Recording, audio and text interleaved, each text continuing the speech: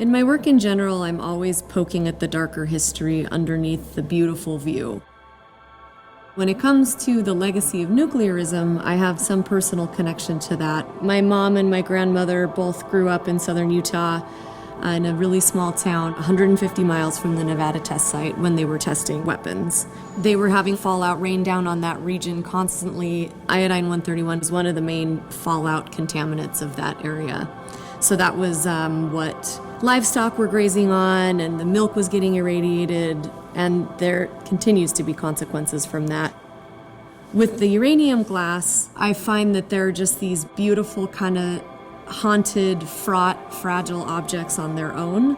I liked them as kind of ready-mades. I liked that the dishes brought in this domestic quality to the whole conversation about uranium mining and weapons testing. I think that moment in time, right before the Manhattan Project started in 1942, I think it speaks to this sort of fraught moment we're in now. And it's also a nice lead into Test of Faith, which is the video installation in the room behind it.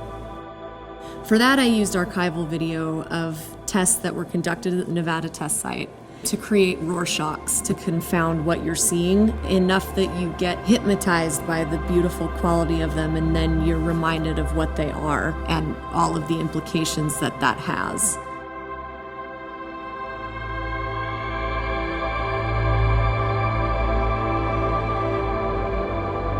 So even though a lot of this is very historical and uses archives and antiques, it's still very connected to what's happening now in the world.